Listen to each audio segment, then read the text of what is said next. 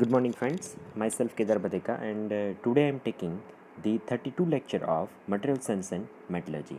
So, in the previous series of the lecture, we started the another new chapter of Material Science and Metallurgy, which is the chapter number 8 from our syllabus, which is the solidifications of the metals and the theory of alloys, right? So, in the previous series of the recorded video lecture series, we tried to discuss about the various things about the solidifications of the metals and how the phase transformation is occur during the solidifications of the metals when you convert the liquid metal into the solid metal, how the metal is react and how the metallurgical changes are observed during the uh, phase transformations of the uh, metal during the liquid phase to the solid phase. So, in today's series of the lecture, we try to discuss about the various things about the solidifications of the metals and what is its effects on the microstructures of the metals, and also the one of the new things we will study is during this lecture, which is the phase rule, right? What the phase rule is, try to understand us, and what is the Gibbs phase rule, which is the phase rule was invented by the scientist, which is the Gibbs, right? So a pure solid metal is solidified at one fix temperature, यानी कोई भी जो metal रहते हैं ना वो एक particular fix temperature के ऊपर जो है वो उसका सॉलिडिफिकेशंस रहता है, राइट? उसका सॉलिडिफिकेशंस होता है. Effect which can be check by plotting the cooling curve. अगर आपने मेरा प्रीवियस लेक्चर अगर देखा होगा तो हमने उस लेक्चर के अंदर जो है वो कूलिंग कर्व को जो डिस्कस करने की कोशिश की थी. वो जो कूलिंग कर्व थे वो हमने दोनों एग्जाम्पल के साथ स्टडी करने की कोशिश की थी. The cooling curve for the pure metals and the cooling curve for the alloys, right? आपने अगर मैं आपको थोड़ा याद दिलाने की कोशिश करूँ तो प्योर मेटल के लिए जो एक फ्रीजिंग लाइन और द फ्रीजिंग पॉइंट रहता है वो पर्टिकुलर एक हॉरिजॉन्टल लाइन रहती है. उसके पीछे का जो बेसिक रीज़न जो है वो वही रीज़न है क्योंकि जो प्योर मेटल रहता है उसका जो मेल्टिंग टेम्परेचर रहता है वो एक ही पॉइंट के ऊपर स्टेबल रहता है, राइट? जबकि cooling curve for the alloys के लिए अगर मैं आपको बात करूँ तो अलॉयज़ के लिए जो ये केसेस जो रह जाते हैं वो डिफरेंट केसेस रह जाते हैं. उसके पीछे का रीज़न है, यानी आप किसी अलॉयज़ का जो फेस ट्रांसफॉर्मेशन कूलिंग कर्व के साथ जो आप स्टडी कर रहे हैं तो उसके अंदर एक चीज़ जो है वो आपको ये पता चलेगी कि कूलिंग कर्व जो है उसमें अगर आप अलॉय के साथ स्टडी कर रहे हैं तो अलॉयज़ जो होगा वो सारे अलॉयज़ के जो मेल्टिंग पॉइंट रहता है वो जो है वो डिफरेंट रहता है और सॉलिडिफिकेशन पॉइंट जो रहता है, फ्रीजिंग पॉइंट जो रहता है वो भी डिफरेंट. यानी उस कर्व में जो आपको एक फ्रीजिंग लाइन मिलेगी वो फ्रीजिंग लाइन एक स्लांट जो है वो फ्रीजिंग लाइन मिल सकती है. So a cooling curve is may be obtained by melting a small amount of metal and recording the temperature dropped at a suitable time interval at as this metal is solidified. यानी ये चीज़ क्या कहना चाहते हैं? A metal A cooling curve is may be obtained by melting a small amount of the metal, right? जो cooling curve जो है वो कैसे मिल सकता है, यानी हाँ कोई स्मॉल छोटी अमाउंट में अगर आपके पास छोटे छोटे मेटल के टुकड़े उसको आप मेल्ट करिए, उसके बाद आप उसका जो है वो कूलिंग कर्व जो है वो बना सकते हैं. कैसे?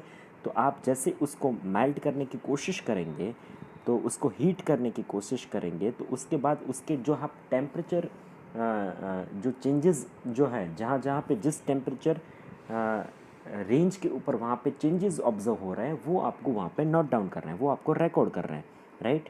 एक सूटेबल इंटरवल टाइम इंटरवल के साथ जो है उसको रिकॉर्ड करते जाना है कि कब उसका सॉलिडिफिकेशंस होता है. The metal is must be allowed to cool very slowly, right? आपको मेटल को एकदम धीरे धीरे है उसको सॉलिडिफाइड होने के लिए आपको अलाउ करना है अंडर द इक्विलिब्रियम कंडीशंस.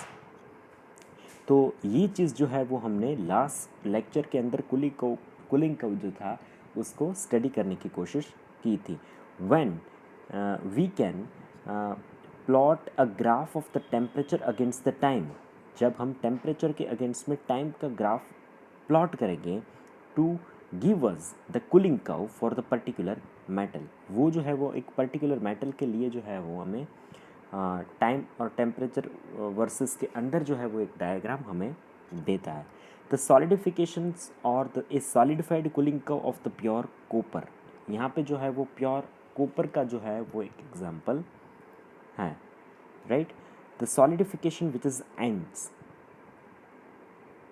आप यहाँ पे देखोगे तो वो उसका जो है एकदम मेल्टिंग कंडीशन में आ जाने के बाद जो है वो हम लोग कूलिंग कर्व जो है वो एक यहाँ पे प्लॉट कर रहे हैं। तो आप प्लॉट करोगे तो आप देख लीजिए कि 1500 डिग्री के ऊपर जो है वो उसका सॉलिडिफिकेशन जो है वो स्टार्ट हुआ था। उस कंडीशन के अंदर जो है वो कॉपर जो है वो लिक्विड मेटल लिक्विड कंडीशंस के अंदर थी।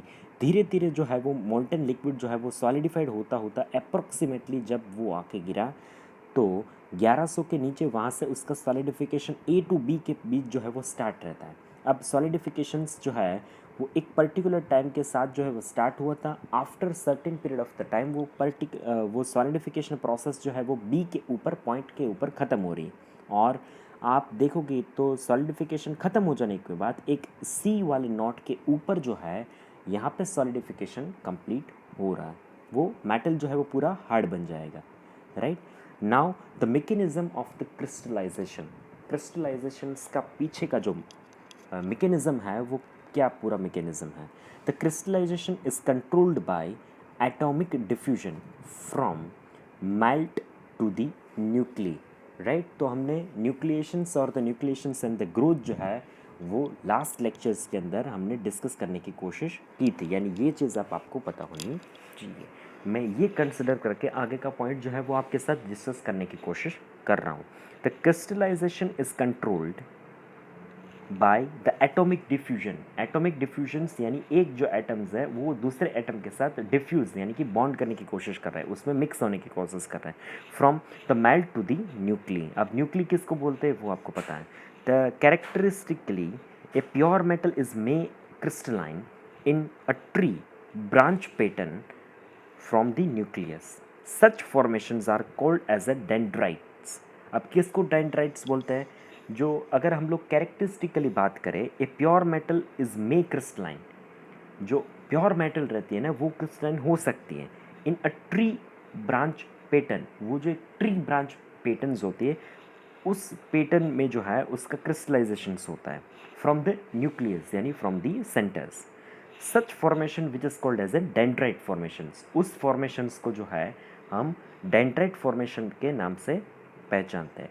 The microstructure of the copper tin alloy which is showing a branch like the dendrite formation. यहाँ पे आप देखोगे तो उसका माइक्रोस्ट्रक्चर जो है वो आपको कैसा स्ट्रक्चरल चेंजेस जो आपको दिख रहा है वो स्ट्रक्चरल चेंजेस जो है वो कैसे दिख रहे हैं। तो एक ट्री रहता है ना उसमें से कैसे छोटे छोटे जो है वो ब्रांचेस निकलते हैं, उस तरीके का जो है वो एक लाइन के ऊपर से जो है वो अब एक सेंटर में देख लिए तो काफ़ी सारी ब्रांचेस निकल रही है। ऐसा आपको माइक्रोस्ट्रक्चर जो है वो कॉपर के अंदर दिख रहा है। इस तरीके का जो माइक्रोस्ट्रक्चर डेवलप्ड होता है उसको डेंड्रिट स्ट्रक्चर जो है वो बोला जाता है, राइट। फिर यहाँ पे दूसरा एग्जांपल है the microstructure of the brass alloy which is showing the branch like the dendrite formations.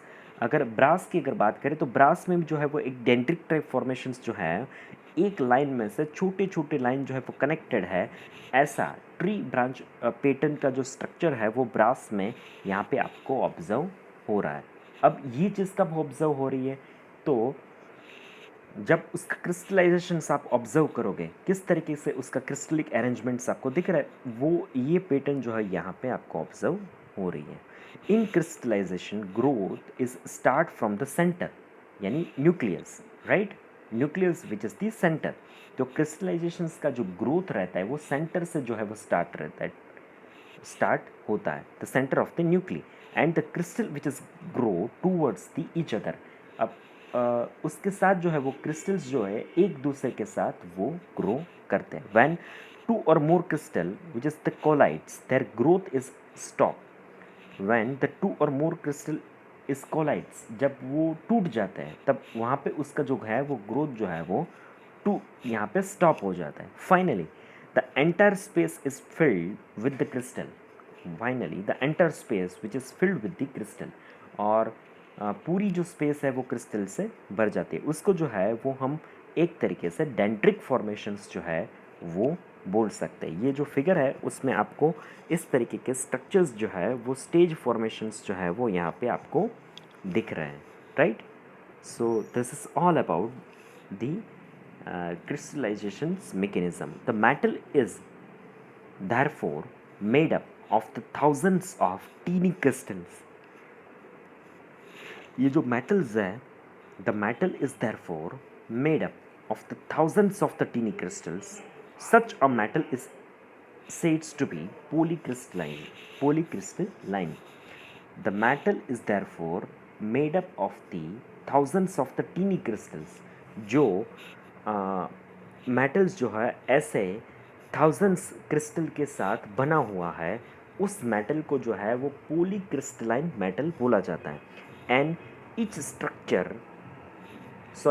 Crystal in the structure, पूरे स्ट्रक्चर के अंदर जो एक क्रिस्टल्स है which is known as a grain. अब उस क्रिस्टल के अंदर जो है स्ट्रक्चर है उसको हम लोग ग्रेन से पहचानते हैं। Now the another topic of our today's discussion which is the phase diagram or the phase rule. अब phase rule अगर हमें आज का जो हमें टॉपिक जो है वो phase rule है, वो हमें समझने से पहले जो है वो हमें phase diagram जो है वो समझना पड़ेगा कि phase diagram एक्चुअली है क्या। यानी जो फेज़ चेंज हो रहा है liquid to solid, solid to liquid, ये जो फेजेस चेंज हो रहा है उस चीज़ को जो है वो फेज़ डायग्राम जो है बोला जाता है। तो फेज़ रूल जो है उसके ऊपर जो है वो फेज़ डायग्राम डिपेंड्स रहता है। तो phase diagram which is shows the region of the pressures and the temperature at which its various phases are thermodynamically stable.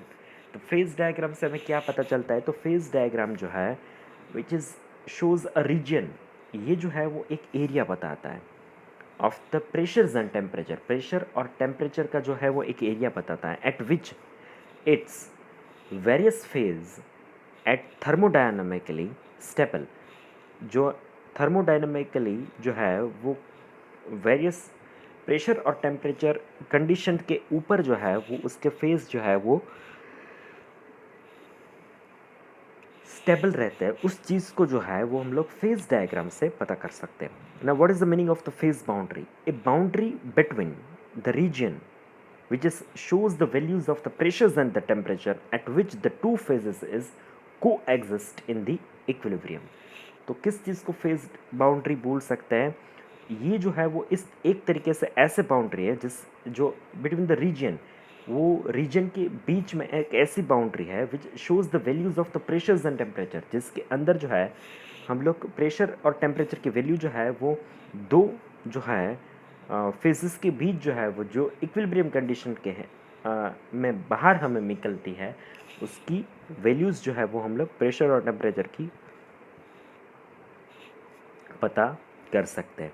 अब ये जो गिब्स है, गिब्स करके जो एक साइंटिस्ट है जिसने फेज़ रूल जो है वो डेवलप किया था, तो उसका जो फेज़ रूल जो है वो क्या कहता है, तो phase rule is says that the F is equal to C minus P plus two. ये जो है इसको गिब्स का फेज़ रूल बोलते हैं। The Gibbs phase rule says that the F is equal to C minus P plus two, where F is equal to the degree of the freedom. F किसको बोलते हैं, एफ जो है उसको degree of freedom जो है वो बोला जाता है। तो where the F is saids to be degree of freedom, F जो है उसको डिग्री ऑफ फ्रीडम बोला जाता है। Where the C which is designated as the number of component, C जो है उसको नंबर ऑफ कंपोनेंट के साथ बोला जाता है।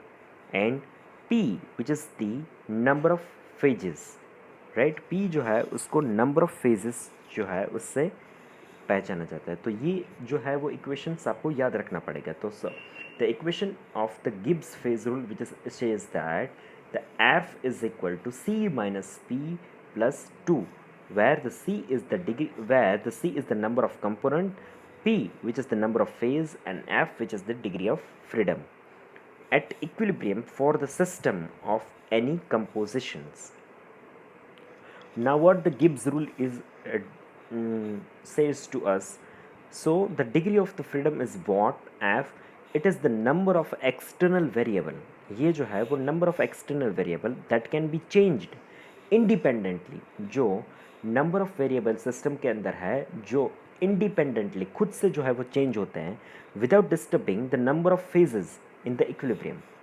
जो ऐसे नंबर ऑफ एक्सटर्नल वेरिएबल्स के जो इंडिपेंडेंटली चेंज होते हैं, जो खुद से चेंज होते हैं, right, without disturbing the number of phases, जो है किसी फेज को डिस्टर्ब किए बिना ही अपने आप से चेंज होते हैं, जैसे आपका हो गया pressures, temperatures and its composition, जो दूसरे फेज को जो है डिस्टर्ब किए बिना इंडिपेंडेंटली चेंज होता है, उसको डिग्री ऑफ फ्रीडम बोलते हैं. Now what is component? A chemically independent constituent of a system. Chemically the independent constituents, ये जो है वो इंडिपेंडेंट कंस्टिट्यूएंट्स हैं सिस्टम के, इसको कंपोनेंट बोलते हैं. Number of component. See the minimum number of independent series the minimum number of independent species necessary to define the composition of all the phases present in the system. Now what is the phase? A state of matter. ये जो है वो एक state बताता है, जैसे liquid state, solid phase, gases states, right, which is the phase which is the state of matter that is uniform throughout in chemical compositions in the physical state. ये जो है वो phase that means what? A state of matter, right, that is uniform. वो जो है वो uniform रहना चाहिए in the chemical compositions and the physical state. The phase rule, the number of phase P which is designated as a gas और the gaseous mixture, जिसके अंदर जो है वो गैस और gaseous mixture which is designated as a single phase. Liquid which is designated as a 1 or 2 or 3 phases. Liquid जो है वो एक फेजेस के अंदर हो सकता है, 2 फेजेस के अंदर हो सकता है, 3 फेजेस के अंदर हो सकता है.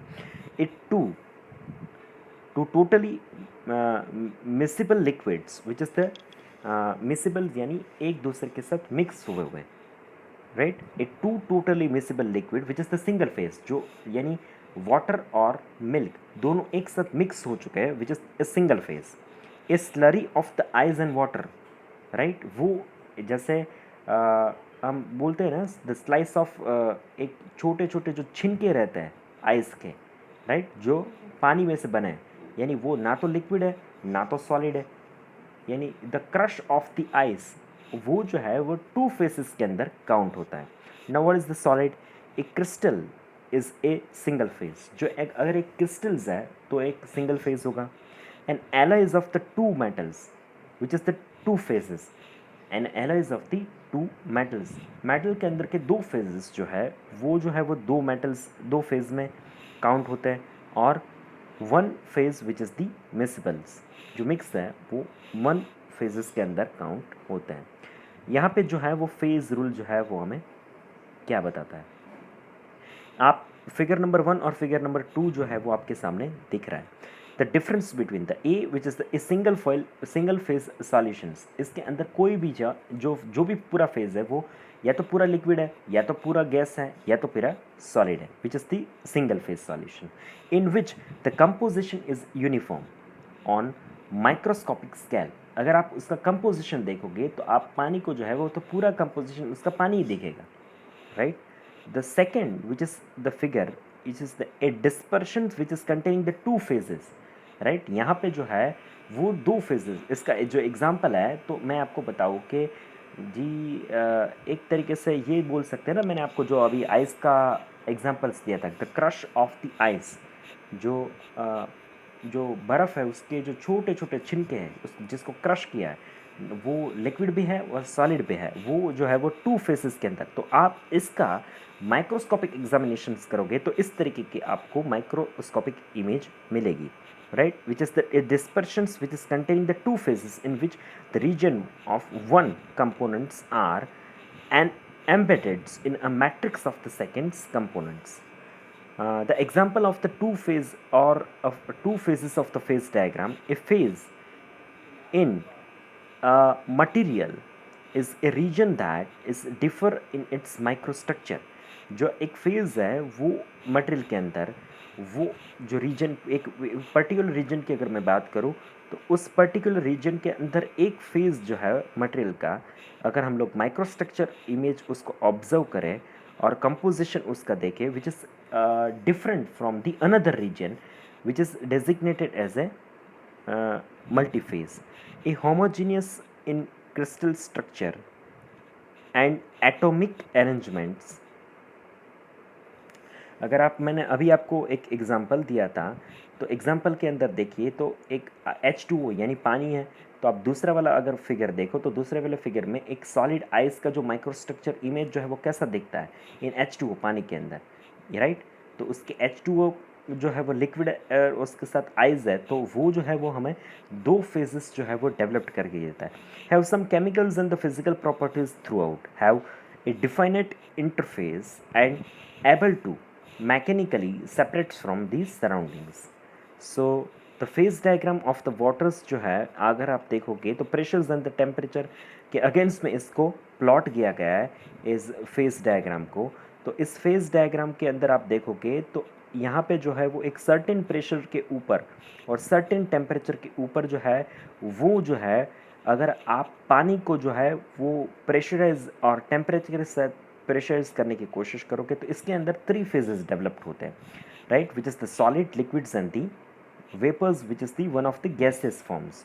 सो इसके अंदर आप देखोगे तो एक पर्टिकुलर प्रेशर्स और टेम्परेचर कंडीशंस के अंदर जैसे ही हम लोग प्रेशर्स इंक्रीज़ करेंगे तो उस फेज डायग्राम के अंदर आप देखोगे तो इसका मेल्टिंग जो है वो धीरे धीरे जो है वो एक अपने पास सपोज एक आइस है, आइस का क्यूब है, तो उसको हम लोग हवा में खुला छोड़ देंगे तो एक, यानी या फिर रिवर्स एग्जांपल ले लिए तो एक पर्टिकुलर जो है वो पानी का एक मेरे पास कप ऑफ वाटर है, राइट, उसको मैं फ्रीज़ करने की कोशिश कर रहा हूँ, तो एक टेम्परेचर लिमिट आ जाएगा, तो उस टेम्परेचर लिमिट के अंदर जो है वो फ्रीज़ होके वहाँ पे एक आइस क्यूब बन जाएगा। उसका रिवर्स कंडीशंस, तो वो जो उसका जो फेज ट्रांसफॉर्मेशंस हुआ कि लिक्विड में से वो सॉलिड आइस क्यूब के अंदर जैसे ट्रांसफॉर्मेशंस हुआ, तो उसके अंदर जो है वो प्रेशर्स जो है वो आप देखिए जो इसके अंदर जो लिक्विड है, लिक्विड टू सॉलिड उस कंडीशंस में जा रहा है, तो प्रेशर्स जो है वो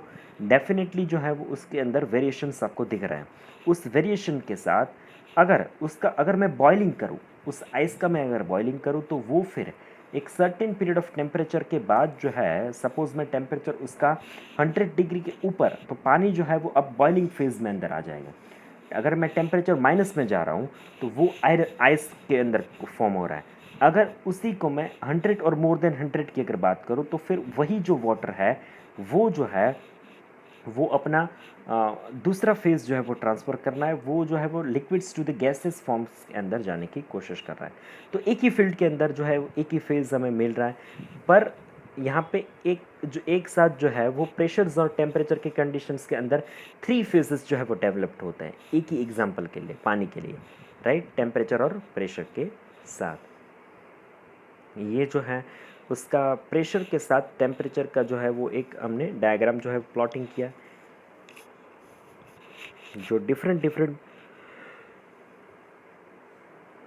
कंडीशन के ऊपर जो है वो किस तरीके के अंदर जो है वो पानी अपना फेज जो है वो ट्रांसफॉर्म करता है, वो जो है वो प्रीवियस डायग्राम में जो चीज़ हमें स्टडी की थी वो वही चीज़ जो है वो यहाँ पे एक तरीके से डिफरेंट एलाब्रेशन के साथ इसको प्लॉट करने की कोशिश की है, right. So this is all about the example of the simple example of the phase transformations of the Gibbs rule, which is the F is equal to C minus P plus 2. So the water is at the triple point, the P which is the 3, the phases which is the 3, which is the solid, liquid and the gas, where the component which is the 1, which is the water, C which is equal to 1.